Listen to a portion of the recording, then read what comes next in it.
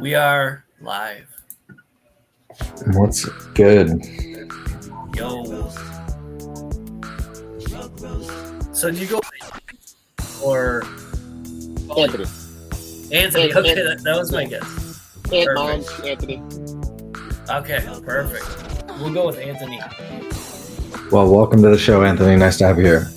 Yeah, thanks for having me. Yeah, welcome, man.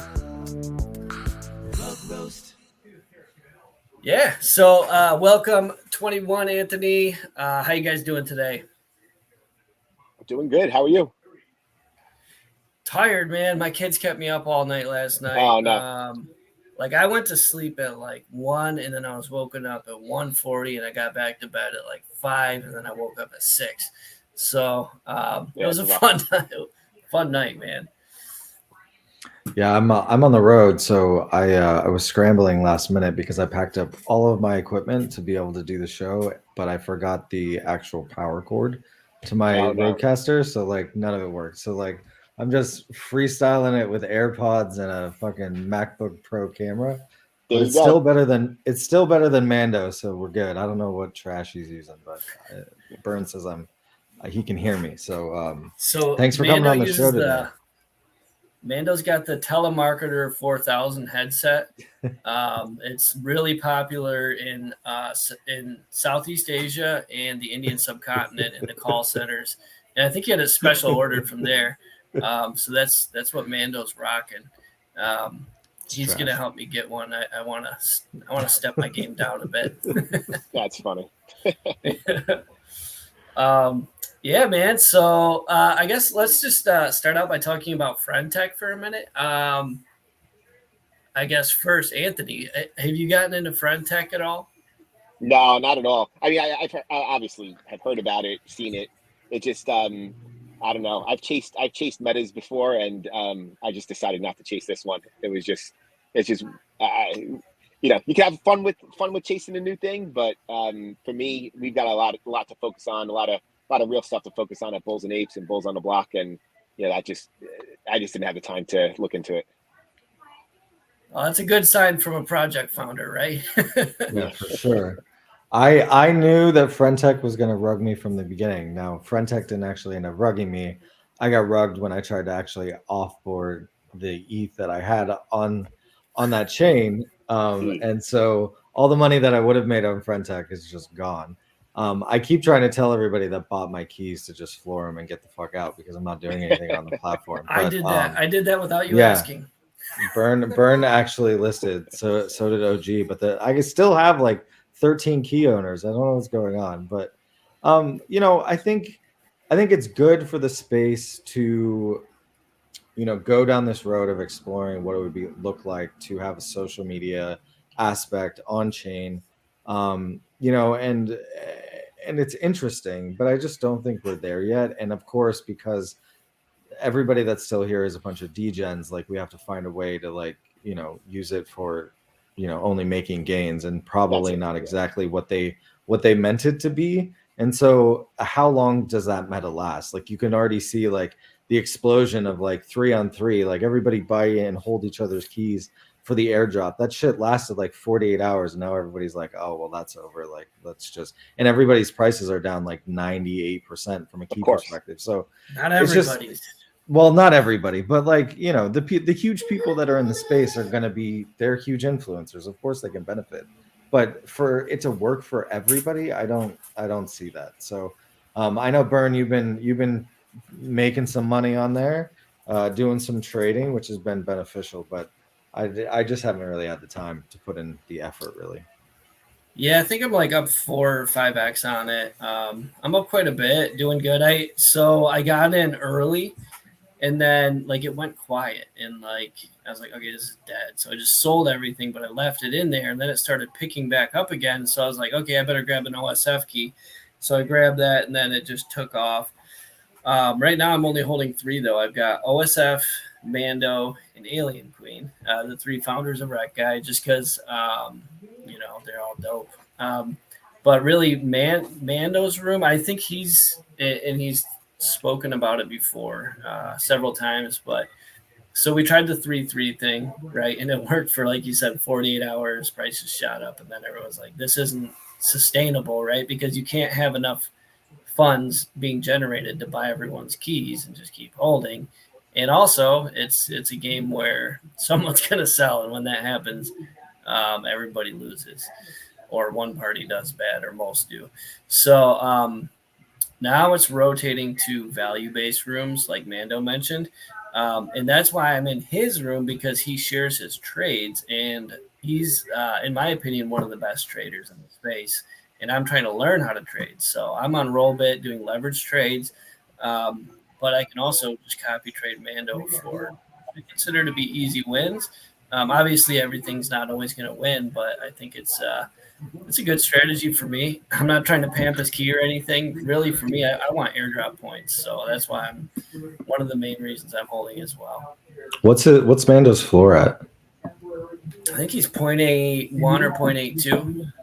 I mean, that's good value. I've always thought that Mando needed a mechanism to be able to share his trading, because he shares his wins, right, and his losses on Twitter, but he doesn't actually like call out anywhere like his actual trade. So that's good value for people that are in the room, as long as they take advantage of it, which I'm sure they probably are, or they're going to sell. But yeah, I mean, I hope the best for Friendtech. Obviously, it'll be a nice stimulus when the airdrop points happen, if they actually have value that you can sell out of. Who actually knows what that looks like with all the regulations right now?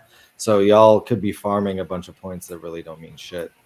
Just FYI to everybody listening on the line, it is definitely a gamble. And you know I like gambling. I do know you are a degenerate. All right, let's move on and actually talk to Anthony. Anthony, we'd love for you to like introduce yourself, how you got into Web3 and crypto, and then introduce your project and what you've been working on. Yeah, sure. So got involved in NFTs. Well, probably first looked into NFTs late 2020. I remember I had the idea that I was going to take my credit card and I was going to buy a bunch of CryptoPunks. I opened up my laptop and saw they were at, like, I don't know, 15 grand, 18 grand or something like that at the time. And I was like, holy shit, what the hell is this? I'm like, I closed my laptop, and I'm like, that's not for me. Yeah, I should have bought 10 of them at the time, but didn't. Then I started hearing, Mark Cuban, Gary Vee, and whatnot talking about it. And, I'm looking at it and it's like, okay, I get it. I get the decentralized aspects. I get tokenizing assets. This just makes sense. And you start thinking about, getting rid of like things like the DMV and having to wait to register your car and things like that. And it just made abundant sense to me. And so I was like, I got to get involved in this. Started getting involved, and then ultimately volunteered my time. I was working with Bulls on the Block back in the July of 2021, before kind of the founders all imploded on that project. But there was a lot of hype around Bulls on the Block, if you remember, and it was around the community wallet that made it special. There's 150 ETH in the community wallet, and I was like, I want to get involved in that. I want to try to grow that and have the community come together and really have a decentralized way of delivering, and that really pulled me in. And then with all the founder stuff going on there, I met a couple of other people, Manny and Guy, and the three of us were like, okay, if Bulls on the Block isn't working out, let's start our own project. Can we do it better? Can we bring business expertise to the table? We were pre-funded, so we were self-funded. We funded it ahead, so built out, really high-end 3D art, built out gamification. We dropped an ERC20 token within 30 days of our initial mint, which was May 31st, 2022. And had lore, we had chapters of lore that, all of the things. We wanted to do the things that a lot of projects back in 2021 were talking about, but never really got around to doing. And so we did that. And then we also, we want real world utility. And so we got deep connections in the VC world. So we started bringing VC deal flow opportunities. We've done about 30 deals now. SpaceX, Epic Games, Uniswap, OpenSea. So our community was able to invest in all of these companies because of our connections. And, we brought it in with anywhere from like $1,000 to $3,000 as your minimum investment. So really approachable, accessible ways to, start investing in pre-IPO companies, and, just bring in new opportunities to people that I know personally. Before, Manny's the one behind the VC connections. I didn't know that. I always thought it was for like the ultra rich, the ultra connected.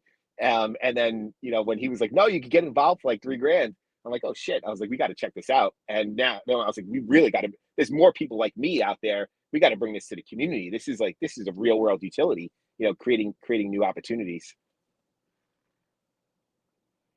Interesting. So how does that work? So let's say I want to put $3,000 into SpaceX, right? You mentioned SpaceX. Does that go funnel through the project, or is it me directly investing? It's you directly. So all we do is good. No, we have relationships with various syndicates, and so the syndicates pool the money together. They bring these opportunities, and all we do, it's through the Angel.co platform, and so we post a link. We post a write-up about what it is, and then you, as a community member, you have access to one of our Discord channels where these deals come through. You click on the link, you fill out all the paperwork, and you do it directly on the platform. Wow, that's interesting. That is, I like that. I had no idea. I didn't know about this at all. So I think that's actually it's valuable utility. And you think about it now, like a bull is 0.11, a 0.11 ETH. I mean, it's like stupid cheap. You buy a bull, you get access, even if you just want to invest in these VC deals and that's it.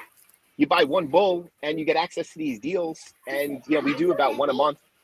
We've done about 30 so far. And it's not just Web3, right? It's SpaceX. We did healthcare. We've done a couple of AI. There's been a bunch of different companies that we've brought.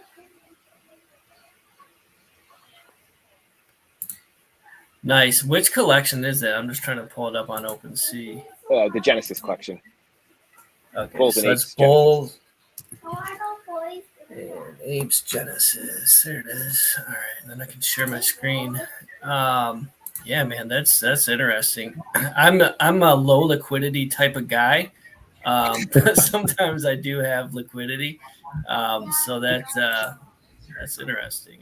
I mean, it's because you don't have an investment philosophy. You spend all of your ETH based off of emotional reactions to things. I like it because it's simple, right? Like you have this tie into Web3 through your your initial token offering through the NFT. And then it's just basically a gated Discord, and you guys basically do everything in the background, right? And then you present these deals to your members. Is that right? Yeah, exactly. So we have hundreds of deals that come across our desk, and we've got 5 key selection criteria that we look into. And is it backed by one of the big VC firms? Is it solving a real problem? Is it making money? Have the founders exited before? What's the moat look like? So 5 basic selection criteria, and then we go through all of the deals. We look at ones that look interesting. They're deals that we invest in ourselves also, so we're investing in it personally, and then we bring them to the community, and you get to choose if you want to invest in them or not. And is there does each deal have like a minimum and maximum threshold for investment? Oh yeah. So, and the minimum is usually between 1,000 and 3,000. We were able to negotiate low minimum investment, and then we also negotiate with our relationship is low carry rates. So the carry is when there's an exit. VC investing is risky too, right? So there's only 3 possible outcomes. It goes to 0, it goes IPO, or it gets sold, and your money is locked up until one of those 3 things happen. Right. So once you're in, you're in. It's the ultimate diamond handing. And so when there's one of the positive exits, the carry is the percentage that the syndicate gets. So let's say it's 12.5%. They get 12.5% of the profit. So the fact that we're able to negotiate down, usually they're in the 20s, we negotiate down into the teens. That's giving you more money if there's a positive outcome.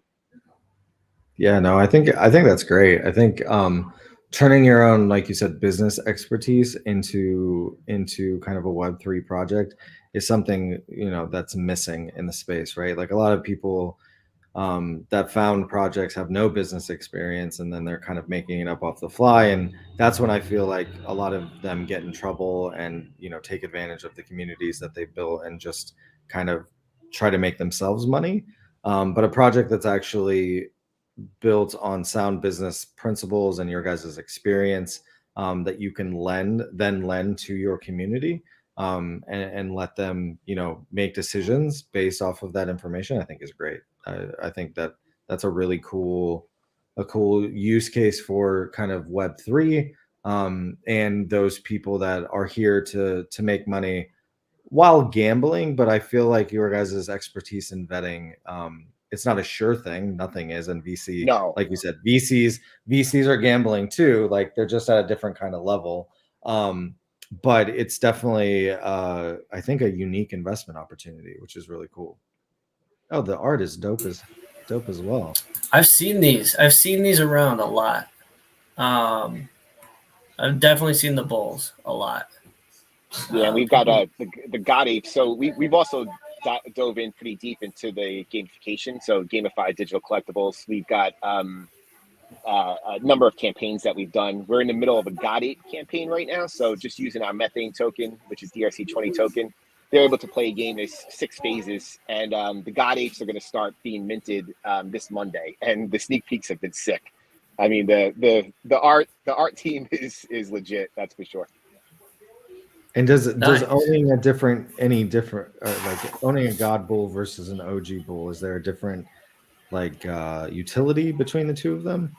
So both of them get access to the inner circle and the DC deal flow, but they have different roles in the gamification. So the amount of methane that you earn, God bulls have their own God box that you can open up and you can get different utilities, in-game utilities. And what do you methane? So what do you use that token for? You said you're talking about a game that you can play, and does it take the methane token to play it? Yeah. So when I say play the game, it's we have formulas and achievements, and so with the formulas you could combine different utility NFTs, and then use those, burn those, and then you get something else and you use that. So it's not like you're walking around in a game, but it's different different formulas that you can do. You might not be able to get it because you might not have the asset in your wallet. Yeah, gotcha. So then, if you notice on there, Bulls on the Block, I mentioned that's how I got started. We had the opportunity to acquire Bulls on the Block last November, and so Bulls on the Block is part of our portfolio as well now. That puts a nice little bow on it for you, at least from a journey perspective, like being able to acquire the project that got you interested. That's really cool. Your horror story about CryptoPunks reminds me of my own. Back when CryptoPunks were 1 ETH, I was gonna cash out my Bitcoin and buy 60 of them. Me and one of my buddies, we were both gonna cash out and buy 60 CryptoPunks. But then back in the day, there was a Rarible and there was a Rari token, and CryptoPunks were just being used to wash on Rarible to gain this token. And I was like, I'm not really down with a community that's just trying to wash these on Rarible to gain financial incentive through this Rari token that was being airdropped, because I didn't understand anything about the space at that time. And so I missed out, and I've been chasing a CryptoPunk ever since, which is just ridiculous. But yeah, I definitely I held my ape to the top, so who knows? I could have probably held CryptoPunks to the top as well, but I don't think I had learned enough lessons in the space yet to actually be able to do that. Yeah, it's a tough space, that's for sure. For me, I've held everything to the bottom, but my wallet's littered with it. Yeah, I think all of ours are, right? Don't check my hidden folder because it's a graveyard of 3 years of trash. But Burn displays it proudly though. But I display. Mine's proud too. I don't hide any of them. I've got my 27 Floyd Mayweathers from Floyd's World. I've got my Ash Demons.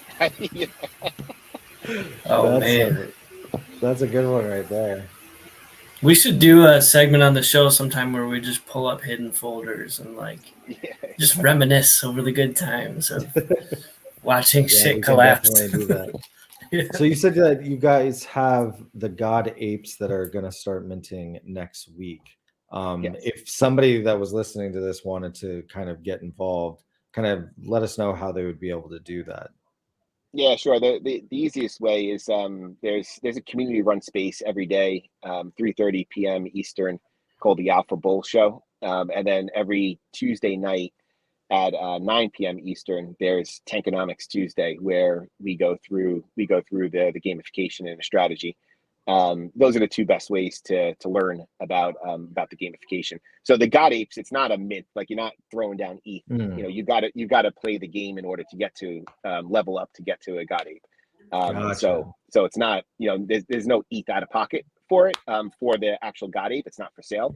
But you go through the different phases, and you're able to level up and get to a God Ape.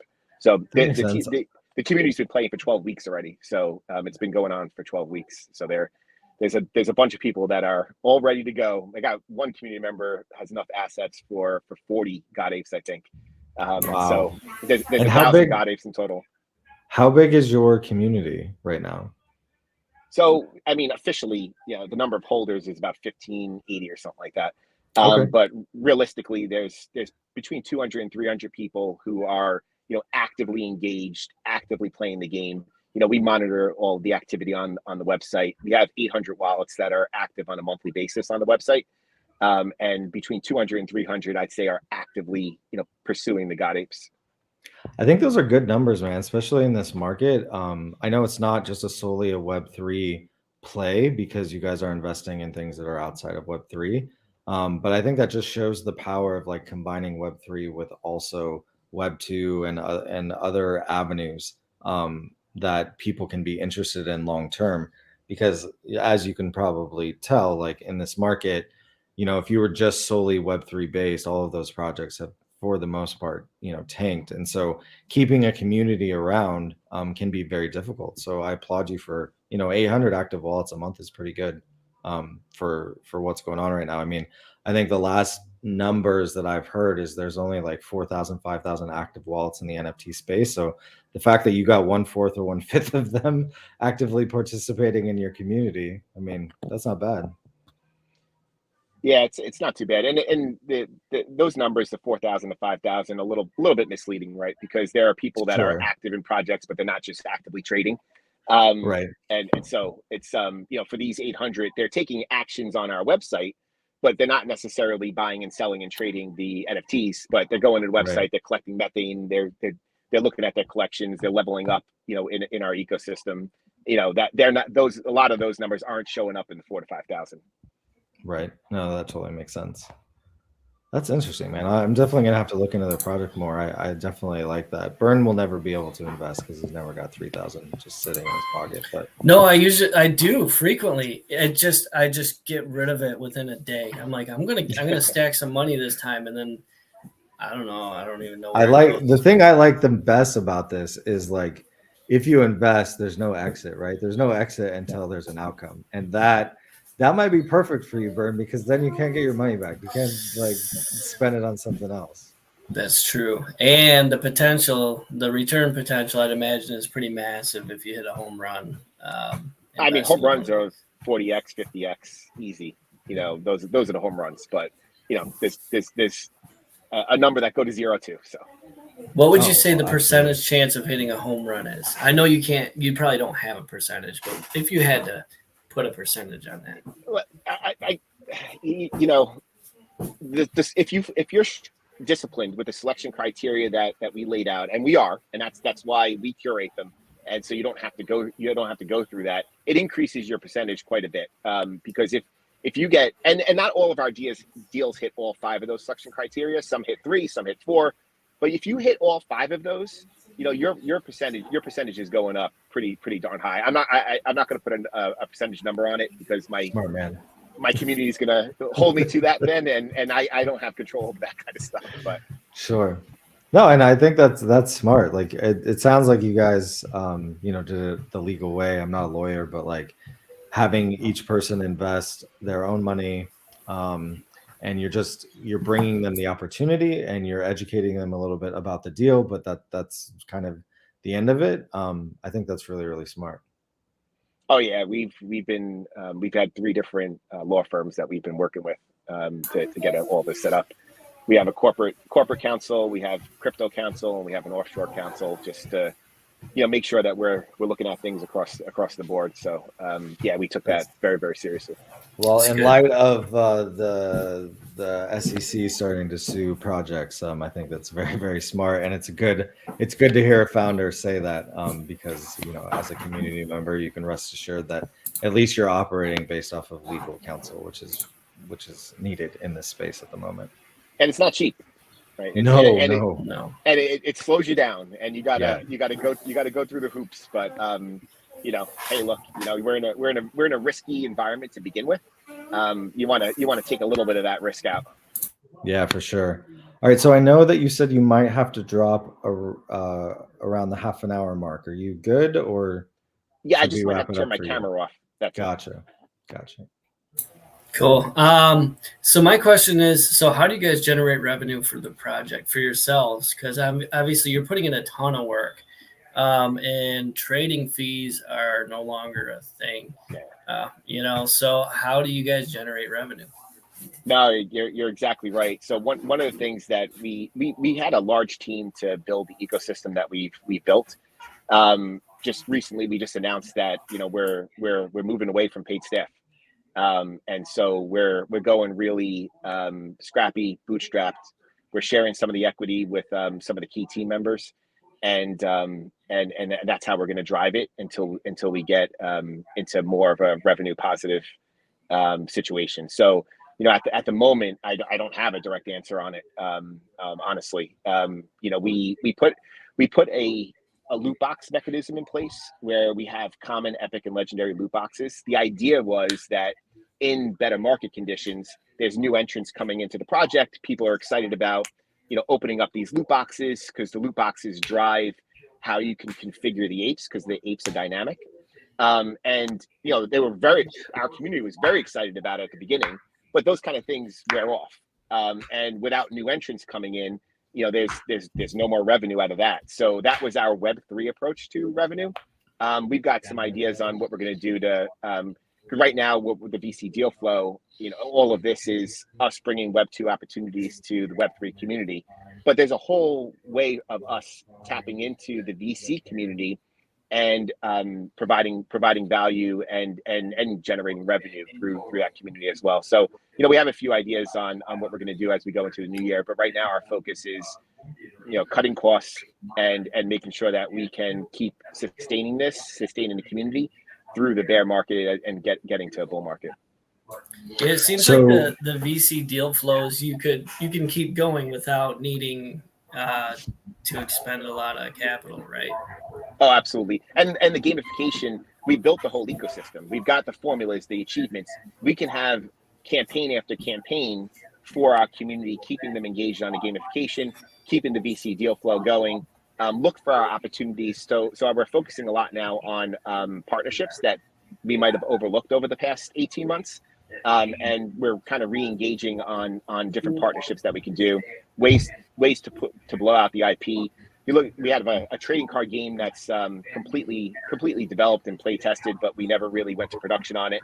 We're going to look at, can we leverage Kickstarter or something like that to, really get that kind of those pieces of IP out there. So we've got a lot of the nuts and bolts.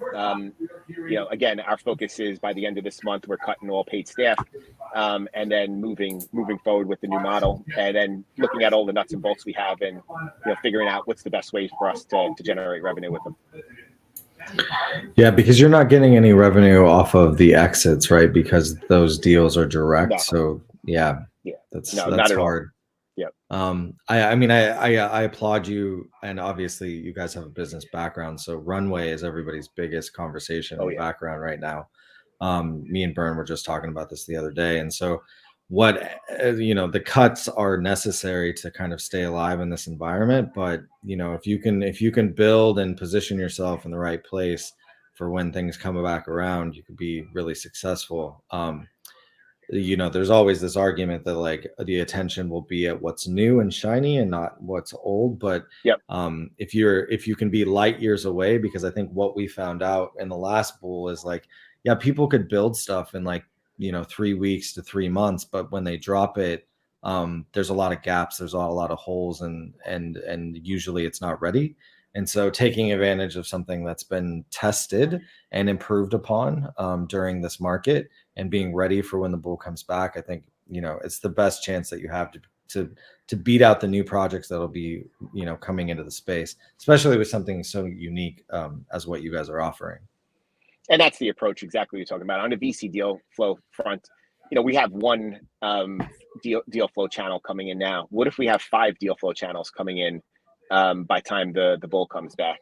The gamification, we've done 2 campaigns already. What if we do 5 campaigns by time the bull comes back, and we have it completely dialed in on what's the right approach for there being small holders, large holders, and figuring out that balance?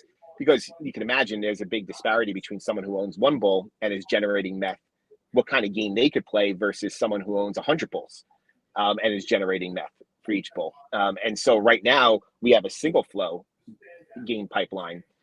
We're planning on, as we go to the next campaigns, having multiple pipelines so that we're touching small holders, medium-sized holders, and large holders, and everyone feels like they can play the game. And so getting that dialed in ahead of a bull market that comes in, and now everyone's talking about how exciting the game is for all levels. That's what we believe is going to be our advantage. Yeah, not only that, but like imagine that, one of those investment IPOs and your community makes a bunch of money. They'll be out there, Sure. Cheerleading you on, and that'll drive a lot of traffic your guys' way. So I think it's really smart, man. I like what I'm hearing from you guys. Vern, you got any more questions? No, I mean, you had me at meth. As soon as I heard meth, I was like, I'm in, man. That's one of my favorite things in the world. Got to get you fixed. Yeah. Oh, no, quick question on that. You guys, do you have a liquidity pool for your meth that you've established? No. That, again, we followed very strict legal guidelines on it. No liquidity pool. We actually sell meth on our website, but it's fixed price. We've got a recirculation process in place where people use the methane, but then they're being rewarded more methane as they use it. So, you look at the SEC requirements around tokens. There has to be unlimited supply and fixed price. And so we've got a white, I call it a white paper, but it's a legal document really on how we approach methane on the website that was fully approved by legal, so that we make sure that we're taking the right approach and it's not considered a security token. Interesting. Okay. Yeah, that's encouraging for sure. Yeah, man, I didn't have any other questions. 21, you want to go first? All right. So this is part of the show where we rate projects. I think you guys are offering something that a lot of the other projects aren't, which is, a business background, here building it out in the proper way with legal advice, and are uniquely positioned for, when the market comes back in a lot of ways. Your community could start to see a lot of success, which is going to be a huge driver for new traffic to your community. And then having the time to kind of dial in these gamification mechanics and have an idea while you're looking at like runway costs and like what you need to do as a company to be able to sustain until the market turns around. So for me, it's a really high bar. It's really unique. Like, I love the simplicity of it. Not that, like, your website looks really well done, and the gamification, obviously we didn't go through it, that could have nuances to it. But what I mean is, like, you launch an NFT, your members buy them, then they get access to a token gated Discord, and then all the magic happens behind that Discord. That's not really hard to operate. There's not a lot of things to go wrong in that. So for me, I think it's solid 8.5. Actually, I'm actually really interested in parking some money. So I'm gonna take a look at your guys' project a little bit more and see if I can have an opportunity to get involved. Excellent, thank you. Good score. Yeah, I agree with 21. I mean, the main value to me is clearly the exposure to the VC deals. The gamification and all that is cool, and the math that keeps all the impatient degens involved, which is good. But I think anyone who's looking for actual value would get into this simply for the VC opportunities. If you have any capital at all that you're looking to invest, why not, right? Like, I mean, you got to take some risks, and I think VC is a good risk. Non-financial advice, everybody. But getting into some of these deals is, it's a great opportunity. I am also interested in this, so I'm going to look around. I might go in your Discord and take a look. I've seen these around too, so I mean, it's a pretty popular project. I really like the fact that you guys are still here. Like, you don't have to be working like this. You're not generating revenue for yourself, but you're still here. We're showing up for your community and working and keeping it running and finding ways to keep it engaging as well, which is impressive. You're one of the very, very, very few 5% that are still doing that. I think it's more like 1%. So, big props on that. But yeah, man, I love it. I think just the gamification is cool and all that, but I mean, I'm interested simply for the VC opportunities. So I'm going to give you an 8.51, which is one better than 21. He's a little harder on our guests. So I wanted to give you that score, which is a really good score. And I'm going to look into this as well, because sometimes I have money and maybe I'll invest it into a VC deal instead of just eating it into whatever shitcoin or whatever I come across. So I like it. Also, something I didn't mention that you mentioned at the beginning is like they're also investing in these deals like personally. So they're involved. They're not just like, hey, we've evaluated these deals, let's give them to the community. Like, they themselves as the founders are actually investing in them as well, which puts a little bit more skin in the game. And they're almost being philanthropic, right? They're finding these deals that they invest in, and then they're letting their community know about it, which I think is great. You can all win together, or you can all go to zero together. So I'm sure everybody's excited about either one of those propositions. We're in it together. I like it. Yeah, man. Well, yeah, Anthony, thanks for coming on.